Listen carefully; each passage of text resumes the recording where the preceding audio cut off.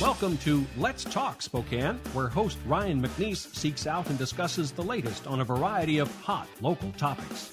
Now, here's your host, Ryan McNeese. Welcome to Let's Talk Spokane. I'm Ryan McNeese. I'm here with Erik Wolfrum, Director of Teaching and Learning at New ESD 101, Northeast Washington Education Service District. Also a host, a big name, also a host here at Spokane Talks Online of our Education 101 program. Thank you for being here. Absolutely. Thanks for having me on and putting me in the hot seat. No kidding. I know it's not very far new. away, but it's a little different when you're on the answering questions end. Absolutely it is. But I'm looking forward to it. So tell us what's going on with ESD 101 right now. A plethora of programs throughout the state. What are you involved in right now? We do, and I think part of it is understanding what Educational ESD 101 is, which is the Educational Service District. There are 9 ESDs throughout the state, broken into, obviously, regions. And our region, we have 59 school districts, public school districts within our region. And our region goes from up at the Canadian border down to past Pullman to a little town called Colton, Uniontown and Colton down there, and then from the Idaho border over to Ritzville. So we have 7 counties, geographically the largest of all the ESDs, and we have about 90,000 kids that we serve within there. So, and we have districts that range from Spokane Public Schools, which is 30,000 kids, down to Binge, which, is out in Adams County, and I think we might be at about 10 kids this year. So really? For the whole district, yeah. So we have the range and 30,000 to 10. Yeah, and so if you really start to think about the needs of all those districts. And the diverse needs. Yeah, and how different they are. Definitely diverse. They each have their own personalities based upon their communities that they're in and so on. And so at the ESD, it's a great job because we get to go out there and meet the people, meet the communities, become part of the communities, and help them figure out how to be a resource in multiple different ways. And to figure that out, to put it in perspective, when you say 90,000 kids, in a sense, that's you're in the education business in terms of you are providing education to 90,000 students, likening that to a large corporation and finding out the diverse needs of those employees within all the different departments. It's pretty impressive. Yeah, and it is. And so trying to work with the teachers and just be a resource for them. What are some of the new instructional strategies? What are techniques? What are new programs? And that's really what my department does. We have all kinds of different departments, but my department is the Center for Teaching and Learning. Okay. And so we have all kinds of programs. So we're definitely on that academic side. If you think about from that schooling, you've got business, you've got budget, you've got special ed, you've got all those. We're that academic, I would say, the curriculum, instruction, and assessment. That's really our big piece. Right, a lot of pieces of the puzzle, but that's what you're focusing on. Absolutely. So we have a lot going on. We get to be wear multiple different hats along the way. So we have, I think there's 10 of us on my team. We have a regional mathematics coordinator, and her job is to go out and work with districts around mathematics at all different levels. We also have a science coordinator. Actually, we have 2 of those. We have an English language arts or an ELA coordinator. We also have a grants coordinator that has been working on a PE grant and also does a lot of work around counselor networks. And again, let's split that up from that emotional side of the counseling to the academics and what I call as pathways side of career counseling. And we're more on the career counseling side in my department. So. How do you within ESD 101 with those various departments in multiple locations, how often do you use technology to communicate with the different district versus face-to-face? A lot of folks trying to be in a lot of different areas and a lot of different subject areas at the same time. Absolutely. We use it a lot, especially in the wintertime. I'd imagine. So because Northport's our furthest district up north, probably Northport, Republic, Curlew. And so we start to think about that and going over passes, bad roads, in good weather. It's 2.5 hours to get out to some of those places. Throw bad weather, it's just not doable. No, not we conducive. still go out if needed, but definitely take our time. So we do. We use GoToMeeting. We use Zoom, which is a new webinar type technology. Obviously, make a whole lot of phone calls and we're on email a lot, making sure that we're just communicating with the different districts that are out there, and especially with the districts that are so rural. That's the piece that, number one, that they really, in my mind, they need us a lot. Well, the to district be that of 10. resource. Yeah, absolutely. That's 2 incredible. teachers, we can. I didn't we can know that definitely, existed. Yeah, that's interesting. Yeah, it is. So there's a lot of little districts out there, and they're great. And but you're serving all of them. Yeah, we are serving all of them, and I think that's what I love about the job is that we get to go out there and be part of those districts. What are some of the programs that you'd say in the last year or two or presently that you really find, all of them obviously are important, but that you're finding kind of near and dear to your heart? I know the concept of STEM is a word that we use quite a bit, and you as the host of Ed 101, you're talking to a lot of diverse folks that are moving those programs forward in a real positive way. What are some of these programs that you're doing and working on right now that you're excited about? I think, coming back to that idea of Education 101, we've had on in the last couple of weeks Tammy Schrader from our camp, and she's talked about computer science. That's a great program. And then we had the Spokane STEM Network people on just this last week to talk about the STEM network and what that is. And so I think STEM is definitely a big piece, and for me, near and dear to my heart because I'm a math, science, and computer guy. Right.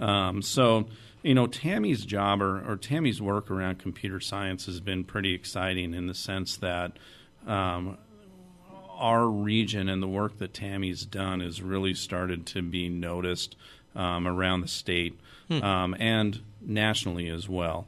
Tammy hates it when I call her out on the table of she's been to the White House multiple times to advise around computer science. That's saying something. It is, and so to be able to be in that position and be able to advise on some of those thoughts and ideas from a national level. Absolutely. High level strategic neat. Planning. It is. And so her work, we've got a grant right now through OSPI, which is the Office of the Superintendent of Public Instruction over in Olympia. And we're working on bringing awareness around computer science. This is a grant that we opened up to all our districts. We've partnered with Spokane Public Schools. They're doing some summer STEM camp type things, and we've been working with them around that. But it's really just building that. What is computer science all about? And what does that really mean? But it affects all of us. It doesn't matter if we're drinking a cup of coffee. You start to think about that cup. How was it made? Right. There's computer science. Was it 3D printing? That's right. Even the roasting on the coffee beans, more than likely, there was some part that brought computer science in. So how do we start to prep the kids out in the region, not just in Spokane, in the greater Spokane area, but even the rural areas?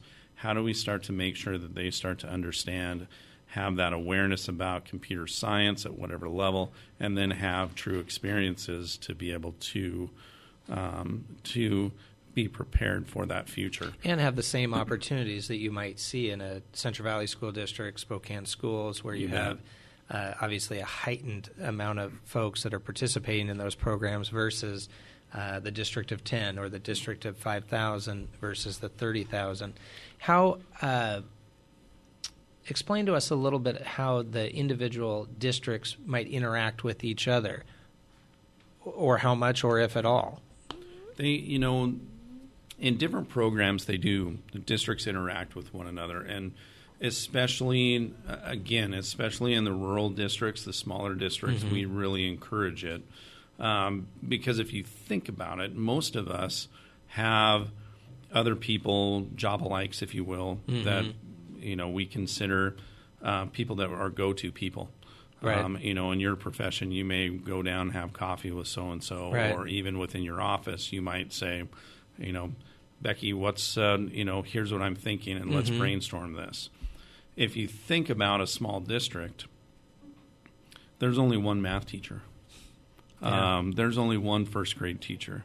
And in some of them, it's a first grade, second grade and teacher. Might not have that ability to collaborate with like-kind job description. And so that's a piece that I think that we do a pretty good job of bringing them together multiple different ways, whether it's through a professional development offering out in the region, or bring them together to be able to talk about it and give them the opportunity to talk.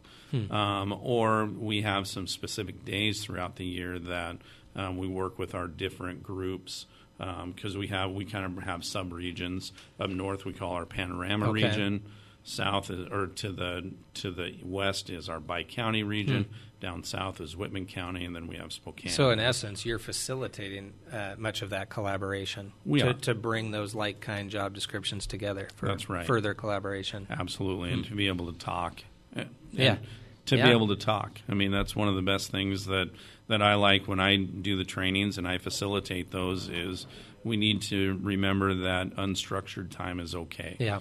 Because we need to make sure that they get that opportunity to talk because they don't get that. Right, and that's interesting to think about coming from Spokane where we have fairly large districts. And circling back to when you said what is the definition of computer or computer science, and what's interesting about that is our generation, if you said what is computer or the computer lab or computer science, that would be the Commodore 64 or like-kind type genre of computers.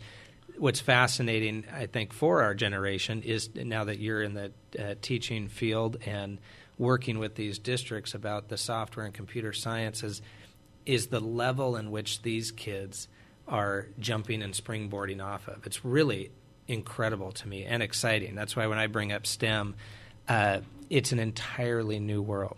Let's talk more about that. Let's take a quick little break and come right back with Erik. Thanks. You.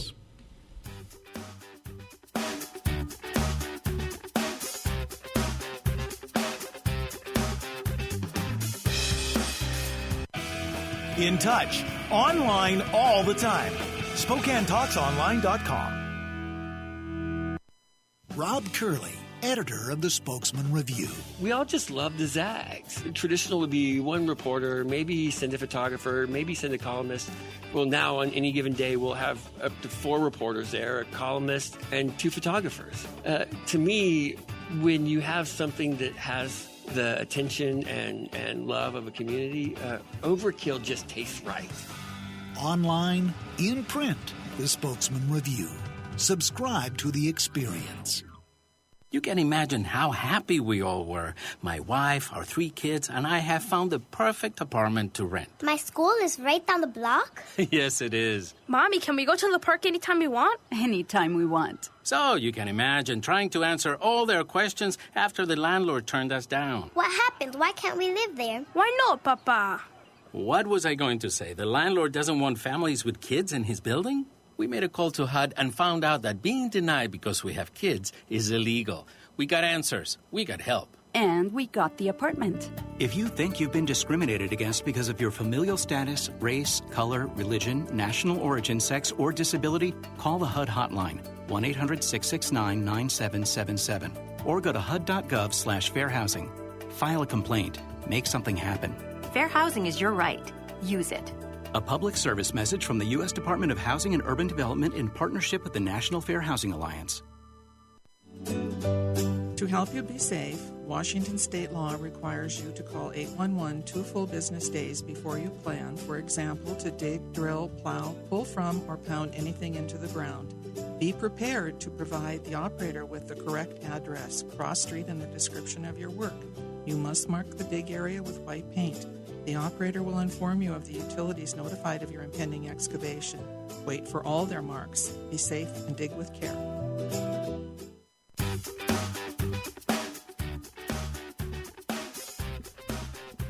Welcome to Let's Talk Spokane. We're back with Erik Wolfrum of ESD 101. And we were chatting right before the break about really how fascinating it is, the technology of our generation, jumping off from Commodore 64s to where we are today, and what the kids are jumping off from now and springboarding forward in their education. We've talked a bit about STEM. What are some of the other programs that you're working on right now? Well, and I will also, I'm going to kind of piggyback on what you just said, too, about technology and how the kids are taking it. But I also think the amazing thing that we're seeing as well is how teachers are starting to take technology and utilizing it truly as a tool in the classroom experience. Yes. Absolutely. I mean, we're starting to see a lot. We're starting to see a lot of Chromebooks, Google Classrooms.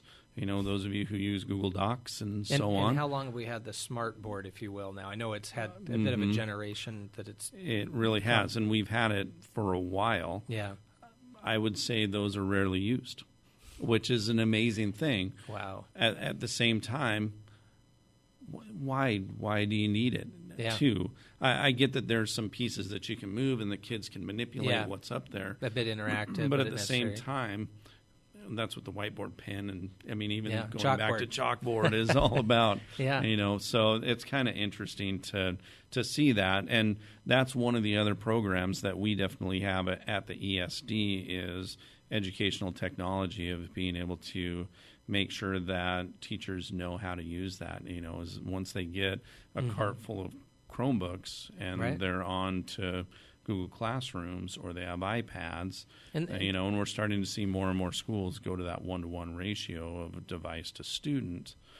But how do you use it? We weren't taught that way in teacher school. Right. I was going to say that's exactly what I was going to comment on, that's a big part of your job and your duty and your challenge is a teacher that got a teaching certificate and a master's degree in 1975. There's nothing wrong with that.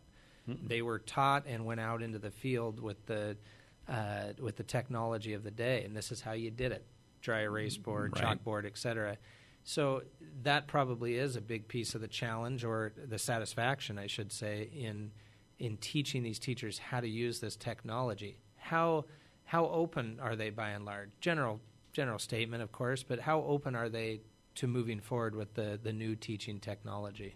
I think they are. We've always got to, if we think about any innovation and the change process for any innovation, there's definitely a process that we all go through as humans. And getting those people past that first step of, you know what, I tried it in my classroom, but it failed, and so I'm going to go right back to what I'm comfortable with. Instead of trying again. Trying again, and that's the piece of getting them to try again and try again and try again, just like we do the same thing with the kids.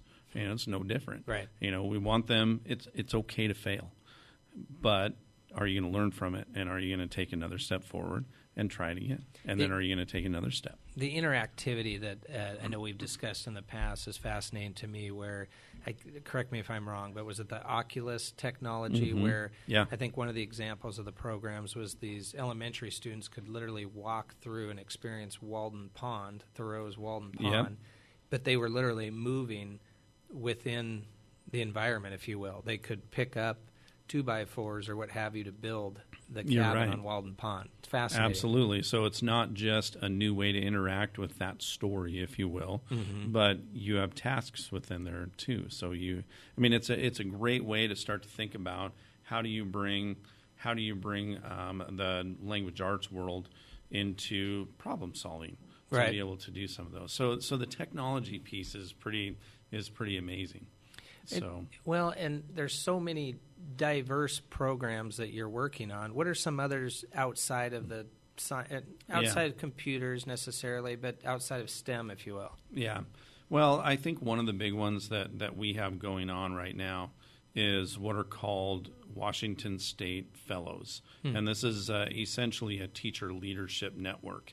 If you think about it from an ESD perspective, we run pretty lean. 59 school districts, 90,000 kids, however many teachers that goes along with. Right.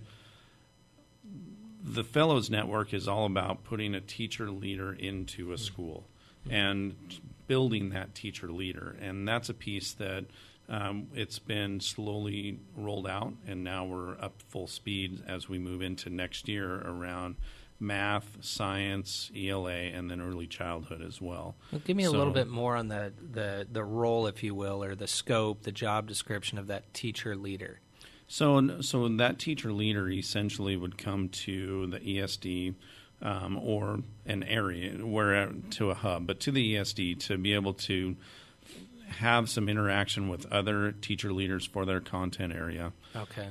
Maybe be able to get some new information from our coordinators, from the state, leadership skills that go along with that, and then the goal is to be able to have them take it back to their school. Okay. So that's where I think that world of building capacity comes into play. Mm-hmm. So it's not just our one ELA coordinator going out to every one of those 59 districts that have multiple schools, but we can start to build some capacity within there and truly build a network that goes along with it. Yeah, from a resource standpoint, it just seems efficient. Yeah, and so I think that's one of the biggest things that we're starting to see is some of those. We're also, that's an application process, so trying to get the right people along the way that are truly teacher leaders. But there are more people out there, more teachers that are interested in information. And a piece that we do and we're going to continue to do next year is just learning networks.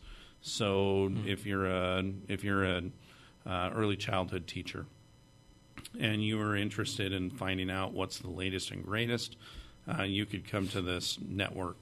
And again, it's time to talk. Right. It's time to hear about what Sarah's doing over in this school and what's working for her, to be able to share and do some of those things, because that's take just those ideas back to it's the same thing that we classroom. do with the kids in the classroom. Is we want them to share, we want them to talk, we want them to experience new things, and that's what we're trying to build, is some of those experiences for our teachers. Because as much as we want to think about it, working with teachers isn't that much different than working with our kids in the classroom. No, it's teaching. And I think a point, though, that comes up to me is I think your experience in the classroom historically. How many years did you spend in the classroom? I was 11. Yeah, and which age ranges? Middle school. Okay. Always middle school. But my point is, what a training ground, though, to have perspective as to what you're doing now. Not only are you teaching teachers, you've lived that life, you understand the challenges, you understand the need outside of your own classroom to reach out, that collaboration, have an idea and perspective of what others are doing, bring that back to your classroom, but now you're in the role of teaching those teachers and promoting those programs. I think that perspective is invaluable. I think it is. The coordinators that we have, teachers. Yeah. And it's a big shift away from our classrooms, but once you get into the rhythm, you make that realization and go, okay, no, we're still working with kids. We're just one step away. If you look back 10 years at education in this area and the technology and all the diverse areas and strategies of education, and look forward 10 years, pretty big difference looking back, and I'm sure you're pretty excited about where you're looking forward to. Yeah, absolutely. Looking back, I started at the ESD 10 years ago as the regional math coordinator. So to have that same perspective. And it was on the academic side, there was a lot of chaos. You think about, you hear us talk about standards, you talk about national testing, all of those things, state testing, those things were in flux. I think since, just in that little bit of time that I was the math coordinator, I went through 3 different sets of standards that I taught the districts about and 2 rounds of testing. And whether we agree with it or not, it's what it is, and teachers need to understand it. Need to work within that framework. Right. And so I've seen that change, and then a change with, I think the most exciting thing is moving forward and starting to think about how does technology become that tool, and we're seeing it used more and more. Even though we had it back then, I wouldn't say it was used appropriately. It was used. There were definitely pockets of excellence. Yeah. Those using it appropriately, but we're seeing more and more growth with that. And do you think that falling short, if you will, was just not enough repetitions or time with the new technology? I think so. I think it gets back to that whole idea of how do we implement a new innovation, right? And we just were making, that's the one thing that I definitely think that we see in the education world from the outside looking in is we want to see change, and we want to see change happen rapidly. That doesn't happen within that system, and No. when we're looking at individual students, that's what we need to be looking at is how do we make changes and increase the student achievement student by student, and that's tough. Well, and focus on the customer. It's the student. I mean, right. I coming from the business world, 90,000 customers are your students out there, and your job is to facilitate through many, many challenges and many, many opportunities the best education to springboard them forward. It's impressive. Yep. It's impressive. Erik, I appreciate you joining us today. Erik Wolfrum, ESD 101. You'll hear a lot more from Erik and all your exciting guests that you're going to have on over the next year to chat about education in our region. There's so much out there and so many great things happening. I only scratched the surface for us. Well, I've learned something today, too, so thank you very much. Yep, thanks for having me.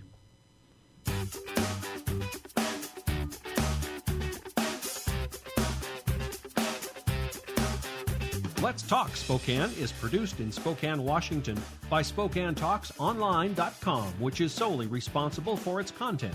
Ask us a question, recommend a guest, and hear this program again online anytime at SpokaneTalksOnline.com. Thanks for listening. You can imagine how happy we all were. My wife, our 3 kids, and I have found the perfect apartment to rent. My school is right down the block? Yes, it is. Mommy, can we go to the park anytime we want? Anytime we want. So you can imagine trying to answer all their questions after the landlord turned us down. What happened? Why can't we live there? Why not, Papa? What was I going to say? The landlord doesn't want families with kids in his building? We made a call to HUD and found out that being denied because we have kids is illegal. We got answers. We got help. And we got the apartment. If you think you've been discriminated against because of your familial status, race, color, religion, national origin, sex, or disability, call the HUD hotline, 1-800-669-9777, or go to hud.gov/fairhousing. File a complaint. Make something happen. Fair housing is your right. Use it. A public service message from the U.S. Department of Housing and Urban Development in partnership with the National Fair Housing Alliance. What? You haven't been to the library lately? Stop in today and see that the library is more than books. Spokane County Library District facilities feature on-site technology, including Wi-Fi, computers, and printers, as well as free use of meeting rooms. The Library District offers events and programs for all ages, from story times to career development and employer classes to Social Security workshops. Our staff is well trained and happy to help. Find out more about your library at scld.org. .org. .org. .org. .org. .org. .org.